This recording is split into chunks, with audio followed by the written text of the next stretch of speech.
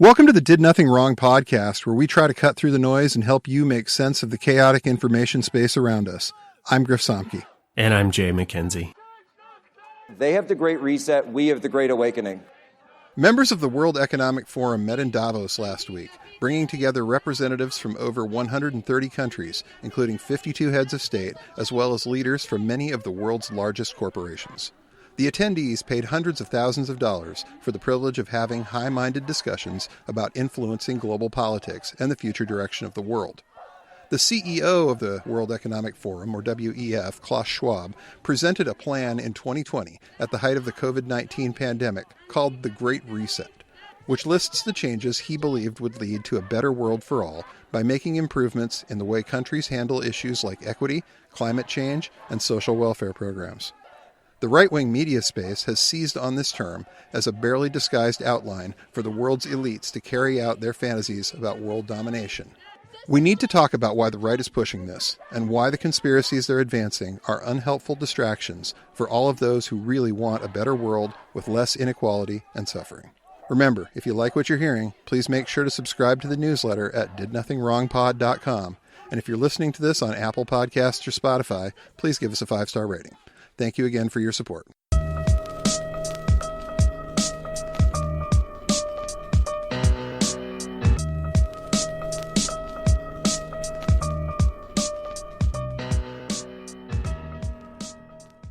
So let's start with the basics. What is the origin of the term Great Reset? So it all started in June of 2020. Right after the beginning of the COVID-19 pandemic. We're still experiencing lockdowns. There's still a lot of uncertainty about where the world's headed, what COVID means, what the death toll is going to be, all of that. So in June 2020, Klaus Schwab publishes this piece called "Now is the Time for a Great Reset." And it's on the World Economic Forum website. And it's essentially a list of changes he would like to see in the world that he thinks are possible because of the unprecedented nature of COVID. And it reads like a wish list of things that they could change for the better. And it really focuses on climate change and equity, social welfare programs, things that I think we can both agree that countries around the world, including the United States, are not doing enough about. Yeah. And it definitely sounds good. It definitely reads as something that a concerned global citizen wants to change and make better and improve about all of our lives. But it's hard to believe it. It's hard to trust it. And I think the people that have been paying attention to Davos and this event for many years, I think a lot of them kind of laugh at the whole idea that it's turned into this grand conspiracy, because this is just the way these people speak. This is the way the elites talk, and it's kind of a form of virtue signaling. We may have all this money, but we're definitely going to do something good with it. But there's not a lot of evidence that that's true, is there? Not really. And Davos is almost more of a trade show for these kinds of ideas rather than like an actual policy-making forum. So Semaphore had a good quote from Peter Goodman, who is the author of Davos Man, How the Billionaires Devoured the World. And he's essentially been very critical of this event, of these people, of the Davos speak, as it were. And he said something that I think is really kind of at the heart of what we're dealing with here. And he said, in Davos, talking is the same thing as doing. The mere existence of a conversation, ideally a, quote, multi-stakeholder dialogue, is tallied up as action. The World Economic Forum is not a secret government or organized conspiracy. It is a giant business meeting, a chance for the heads of multinational oil giants to sit opposite Persian Gulf potentates, fronted by the performance art of earnest panel discussions aimed at solving the problems of the day. More than anything, Davos is a prophylaxis against change, an elaborate reinforcement of the status quo served up as the pursuit of human progress. Which, yeah, I think the thing for me is these people are paying hundreds of thousands of dollars to attend, to rent a chalet, to fly their private jet in and out.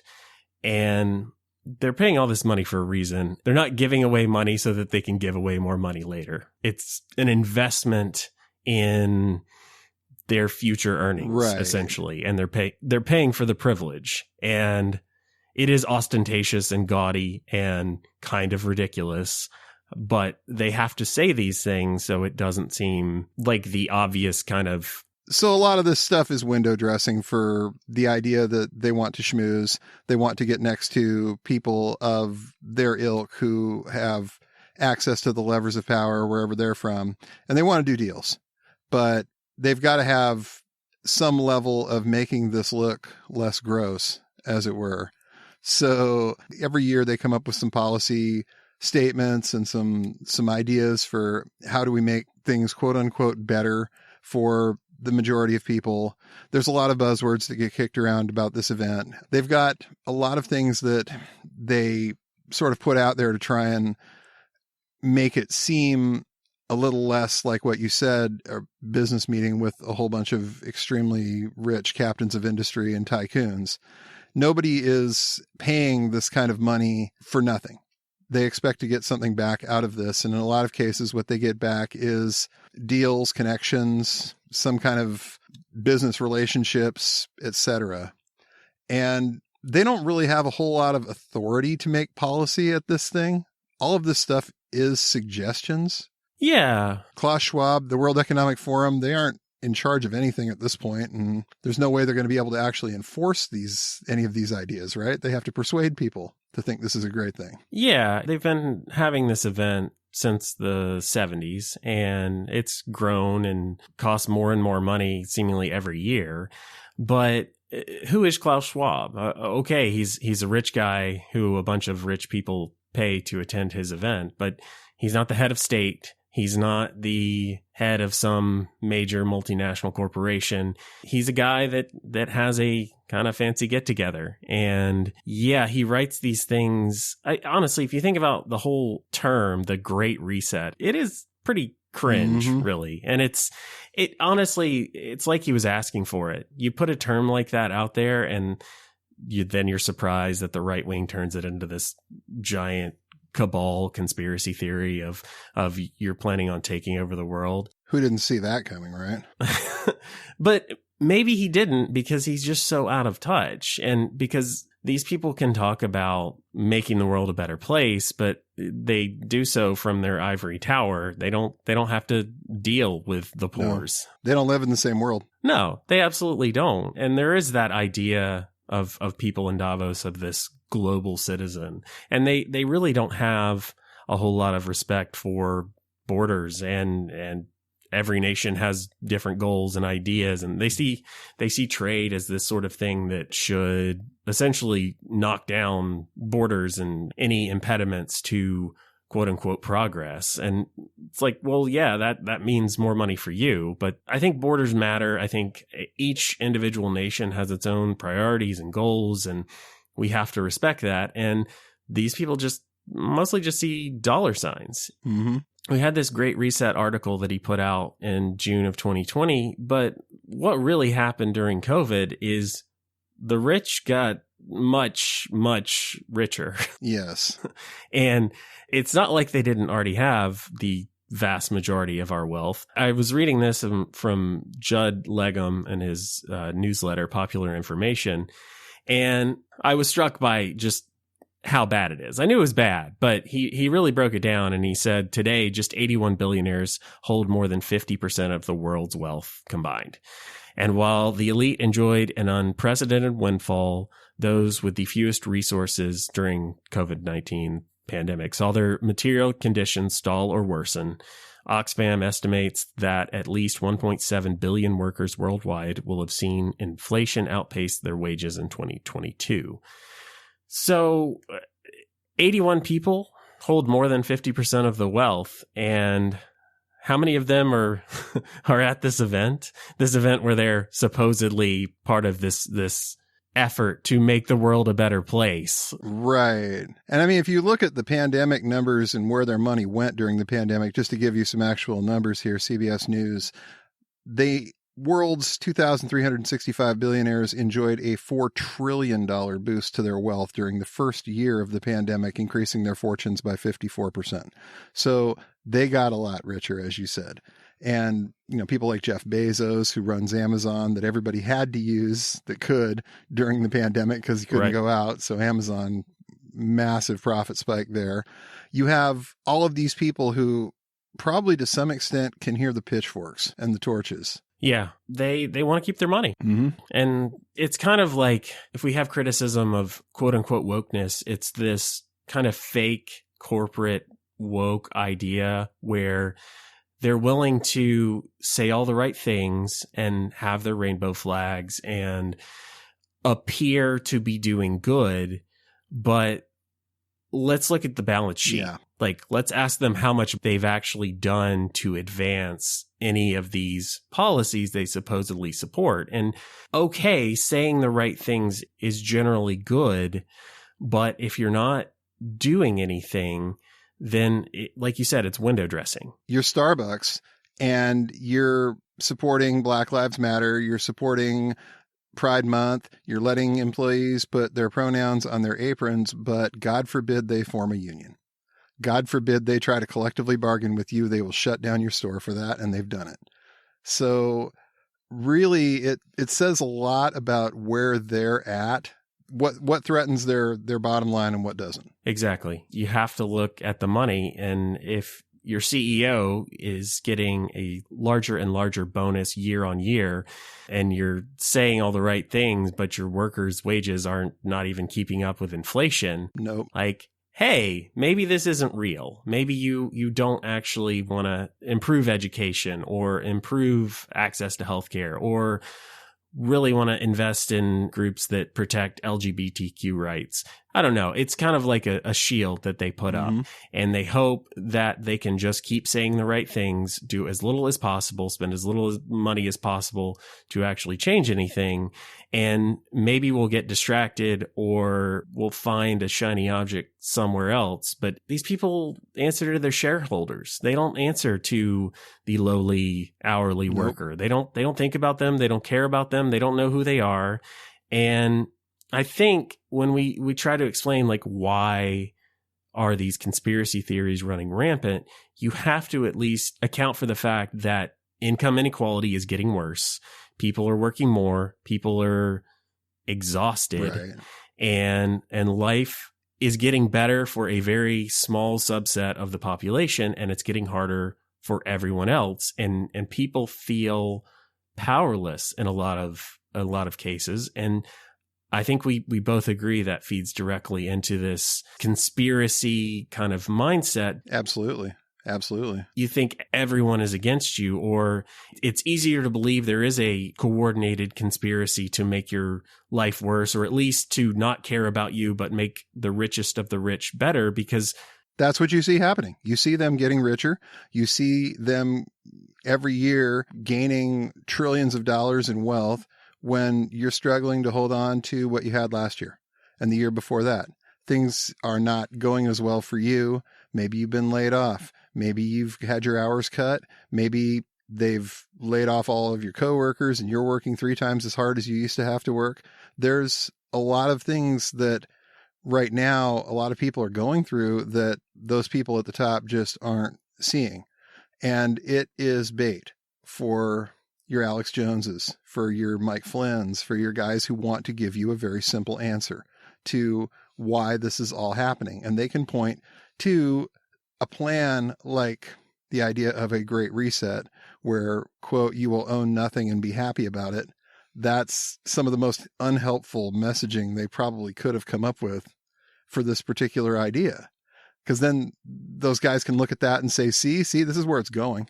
This is where they're taking you. Rise up. Right. And it's fine to find a buzzword, find a phrase that you can contort and change. And I don't even know where that one, the one about owning nothing and you'll like it. The quote comes from a video that the World Economic Forum published in 2018. It was 8 predictions for the world in 2030. One of the quotes was, you will own nothing and you'll be happy. So they did it to themselves. when it came to that particular quote. Yeah. I mean, that's the rake they stepped on right there.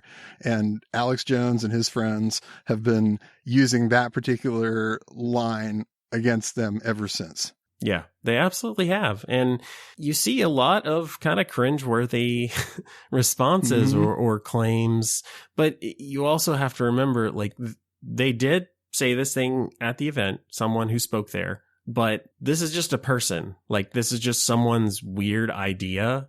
It is not anything that they can actually do. And it's honestly, it's like a term paper or something.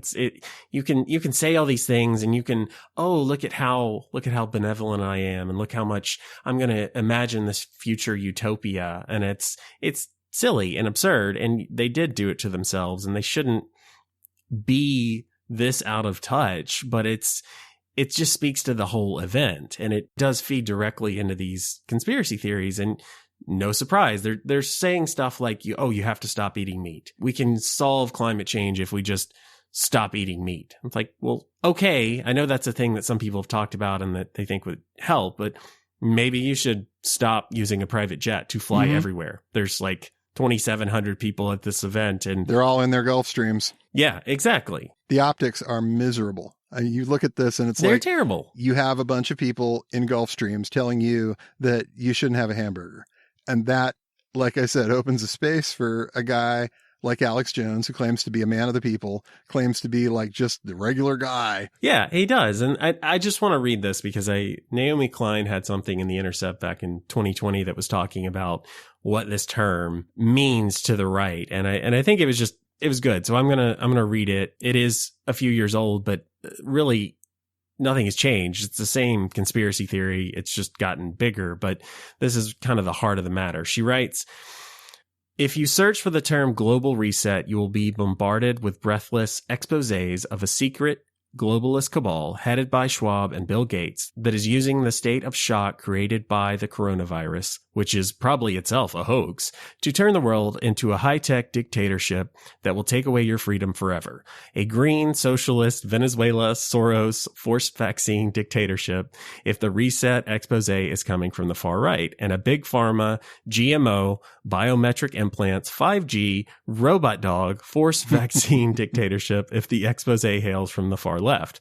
Confused? That's not on you. Less a conspiracy theory than a conspiracy smoothie, the Great Reset has managed to mash up every freak out happening on the internet, left and right, true, true-ish, and off the wall, into a meta-stream about the unbearable nature of pandemic life under voracious capitalism. I've been doing my best to ignore it for months, even when various reset researchers have insisted that all of this is an example of the shock doctrine, a term I coined a decade and a half ago to describe the many ways that elites try to harness deep disasters to push through policies that further enrich the already wealthy and restrict democratic liberties. Well, she's not wrong. That's a pretty good term for it, and we kind of refer to that, I think, now as the Great Awakening. Yeah. The idea that they have somehow discovered the globalist plan for the New World Order. They've managed to mash all the various conspiracies of every stripe together, and they're bringing all of it kind of together under one roof.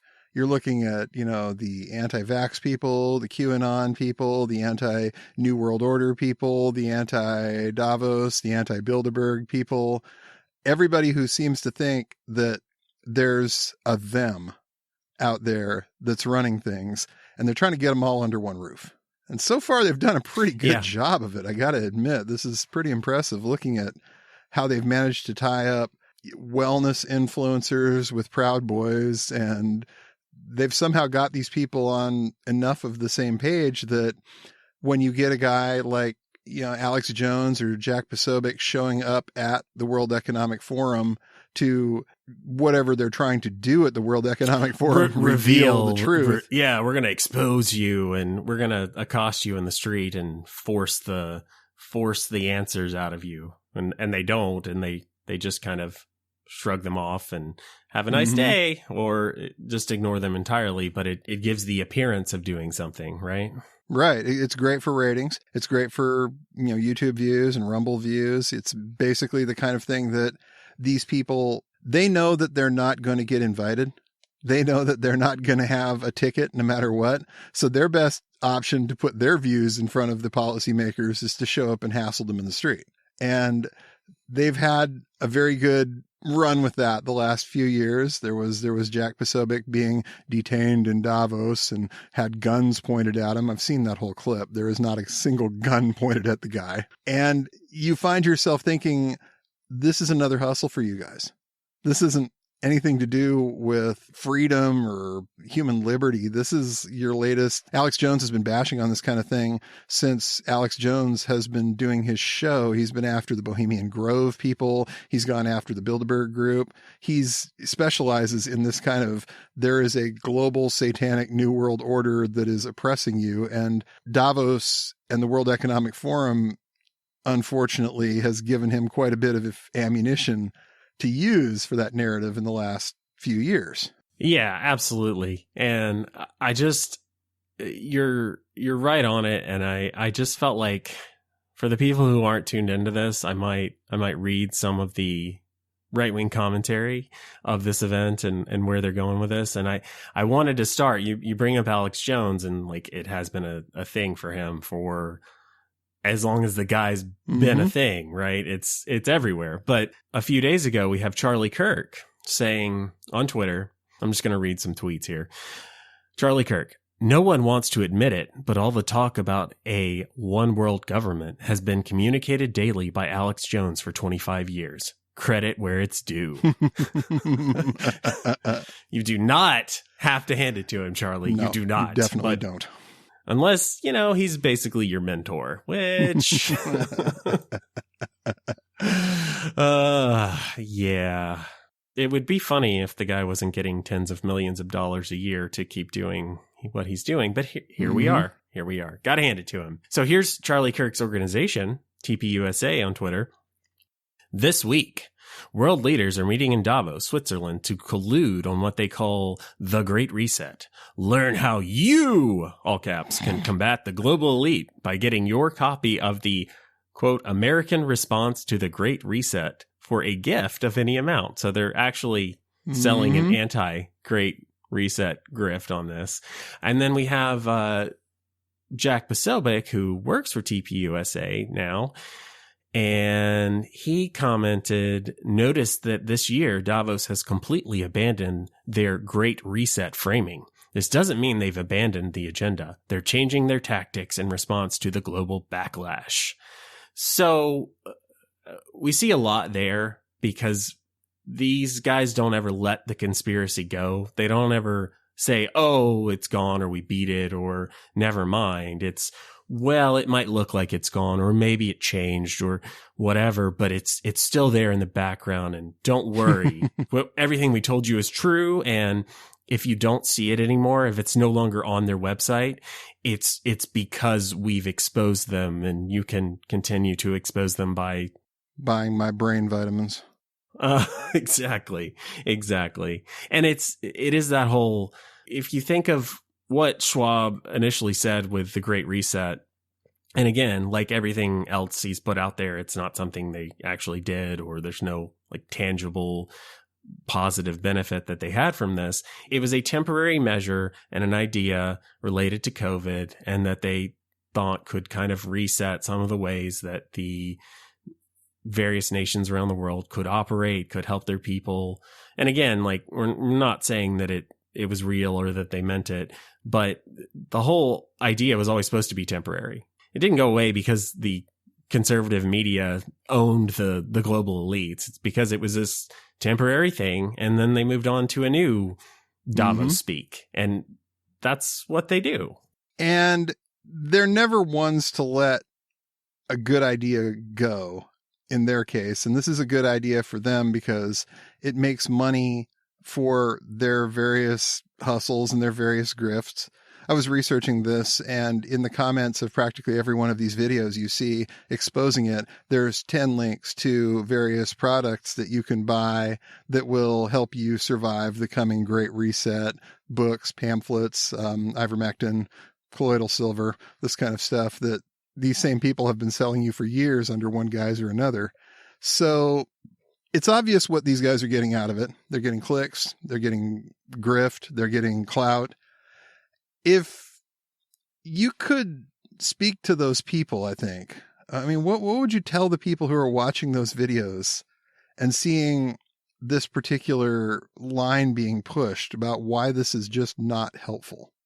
Because they look ridiculous. Because so much of the conspiracy theories around the Great Reset and around the World Economic Forum is focused on vaccines. Right. And a lot of the videos that went really viral over the last week from the event we had one guy that works for Rebel News that came upon the CEO of Pfizer and the CEO of AstraZeneca and essentially was berating him for the vaccines not stopping the spread. And, well, you guys put out this narrative and it was untrue. And shouldn't you apologize for your ineffective vaccines? And some of the messaging in the beginning with the vaccines, it was incorrect. And I honestly think in most cases it was unintentional. People wanted you to get the vaccine because the vaccine saved lives. And there were some comments in the media, at least, that said, well, if you take the vaccine, you won't get COVID. And it was confused. It was right. That was never correct. Yes. Right. And it's unhelpful. And they play those clips all the time now because, again, you need to be accurate. You need to know what you're actually getting out of this, because if you get it that wrong, then it's going to be a clip that they play and play and play in 5 years, 10 years, whatever. Remember when they said this? Well, look, the vaccines did not stop the spread. It's pretty clear that they made it less likely to spread than it was without the vaccine. But the biggest thing with COVID-19 vaccines, at least the good ones, not the one in China, maybe, but the ones here, was that it saved lives. And if you accost these CEOs on the street and berate them about their ineffective vaccines, it's silly and it's absurd. And you're a kind of a crazy person, or you appear to be a crazy person that can just be dismissed because, look, even if there were some minor inaccuracies, these saved tens of millions of lives. Mm-hmm. And they will go on saving lives for the people who actually took them.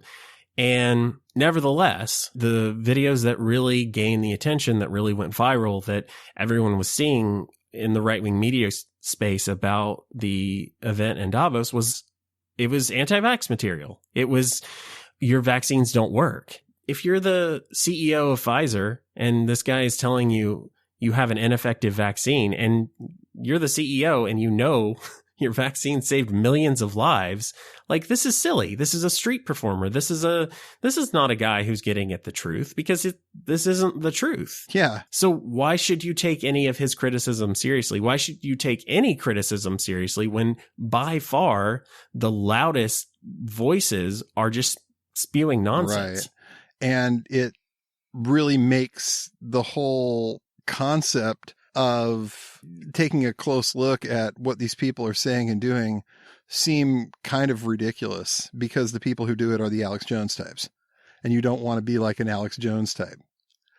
And it really seems, like you said, less than helpful and somewhat ridiculous to hitch your wagon if you're talking about inequality, if you're talking about income standards being lowered, standard of living going down, costs going up. It seems very unhelpful to use Alex Jones's framing when it comes to that, about globalists and the New World Order. And when a guy like Alex says globalists, what does he mean? Well, it's interesting, because when Alex Jones had Kanye West on his show and Kanye started going all in on anti-Semitism and blaming the Jews for everything, and Alex Jones kind of pushed back on that. Oh, I don't really do that here. So, but, and you saw Tim Pool do the same thing. And when Kanye went on his show, and they are fine with some dog whistling anti-Semitism. And I think that is in general what they mean by globalists. They don't necessarily mean Jew. I think the more we've seen plenty of neo-Nazis and white supremacists who are very clear when they say globalist, they mean Jew. And maybe they don't say Jew because they don't want to get banned from whatever platform it is, or because they think it's funny, or whatever the thing is. But there are absolutely plenty of people on the right who, when they say globalist, they mean Jew. And Alex Jones, he doesn't mind if you think that. He doesn't mind if you're listening to him and you hear globalist and you think Jew. He's not going to dissuade you from that, but he's not going to come out and say it, because that's not his brand. And I think it's also why some of these guys on the right, well, you got Josh Hammer at Newsweek, who he is Jewish and he can talk about globalist.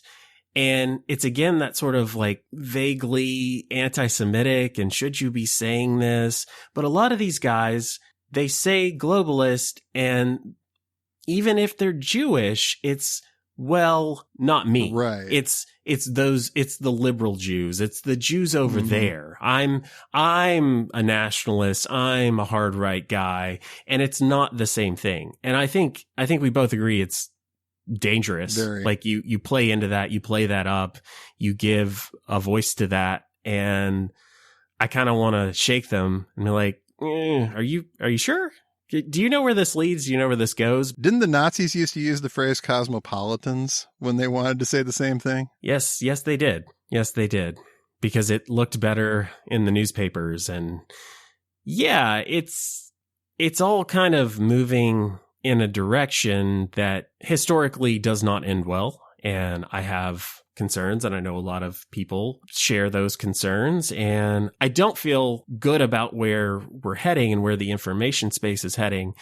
But I would say that the people who are concerned by this, the people who could one day be affected by this, should all be aware that if income inequality continues on this path and trajectory, and we don't see any evidence that the elites, whoever they are, the richest among us, if they don't make an effort to change this, to care, to see it for what it is and see the unfairness and the unsustainability of the current economic situation, I think there's every chance that these audiences are just going to continue to grow.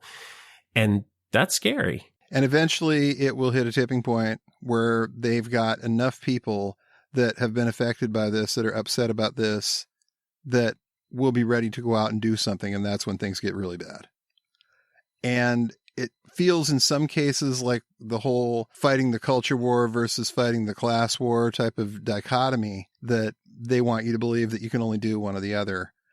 And it really feels like what we need to do now is kind of find a way to have both of those conversations at once, rather than trying to say, well, it's all about economic inequality or it's all about, social justice issues. These two things kind of do go hand in hand here.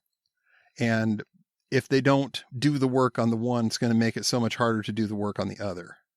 And that's what we're seeing. Yeah. And I think, unfortunately, we have to fight the culture war because it does matter. It does sway minds. We had Molly McHugh on here, and she talked about the information space and someone needing to be there to push back on the lies that are just floating out there, that are just getting free reign to infect the discourse. You've got Tucker Carlson, the most popular cable news host out there, advancing pro-Russia talking points, advancing great replacement theory and white supremacist talking points. Sometimes it's dog whistling, and sometimes he really just kind of comes out and says it. And his people are listening, and it is moving the conversation to an extreme and to a fringe, and that does have consequences. That does affect what occurs out in the world. A guy like David DePape, who attacked Nancy Pelosi's husband, he consumed the culture war, and it led him down a path. So we can't just ignore it. Unfortunately, it's too big. There's too many people listening.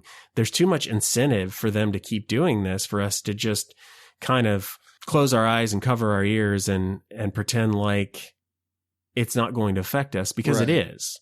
But I think we also have to see it for what it is. These people, these right-wing provocateurs or performers in Davos, so focused on the vaccine, are doing it because it plays into the conspiracy theories. It plays into, well, it's a clip that Alex Jones is going to play on his show. Like they've kind of cultivated their audience to hear this stuff and to know when you go after the Pfizer CEO, when you're getting him on the street and talking about his supposedly ineffective vaccines, they know what's being said there. They've been primed for this. And so it does go viral.